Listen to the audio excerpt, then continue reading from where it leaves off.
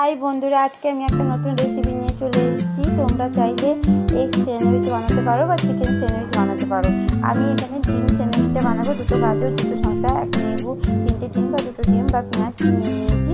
এগুলো আমি ভালোভাবে ছাড়িয়ে নেব।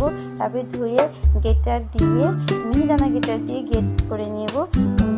গাজরটা গ্রেট করে নিলাম, শসাটাও গ্রেট করে নিলাম। তারপরে আমি ওদের গায়ে যে জলটা থাকবে ওইটা ভালো করে নিগড়িয়ে নেব।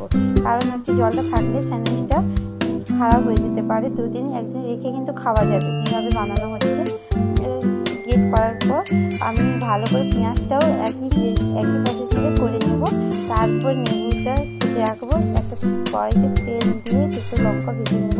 মিক্সিতে আমি ডিমটা করে নিয়ে নিলাম, দুটো লঙ্কা নিয়ে নিলাম, 1 চামচ লিকুইড দুধ দিলাম। তোমরা চাইলে পাউডার দুধও দিতে পারো। গোলমরিচ গুঁড়ো দিলাম 1 চামচ, লেবু দিলাম, 2-4টে রসুন দিলাম, সাদা তেল 1.5 চামচ মতো দিলাম। দেখো মিক্সটা বাজারের থেকেও খুব সুন্দর দেখতে লাগছে। আমরা এখানে বাজারে কোনো জিনিসই ইউজ করব না।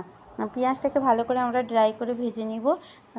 ড্রাই করার পর একটা বলে আমরা ডিমটাকে, দুটো ডিম নিয়ে নিলাম আমি।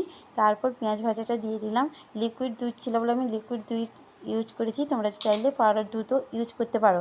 তারপর শসা, গাজর যেটা গ্রেট করা ছিল সেটা দিয়ে দিলাম। মিক্সটা আমি মিশিয়ে নিলাম। ভালো করে মেশানোর পর আমি ব্রেডটাকে কেটে নেব, সাইডগুলো কেটে নেব। তোমরা চাইলে নাও কাটতে পারো।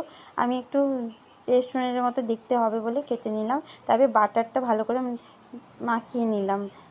মাখিয়ে নেওয়ার পর এই মিক্সটা ভালো করে ব্রেডের ওপর দিয়ে আরেকটা ব্রেড চাপিয়ে ভালো করে মাঝখান দিয়ে আমি কেটে ওটাকে সেঁকে নেব। তোমরা চাইলে আগে সেঁকেও সেটা করতে পারো। আমরা ওই সেঁকে নেব, করার পর সেঁকে নিলাম, কারণ খেতে ভালো লাগবে। এটা রেখে তোমরা 2-3 দিনও খেতে পারো। ব্রেকফাস্ট হিসেবে বাচ্চারা খুবই পছন্দ করে, আবার বিকালেও খেতে ভালোবাসে। যদি তোমাদের ভালো লাগে তাহলে লাইক, কমেন্ট, শেয়ার করো। আবার একটা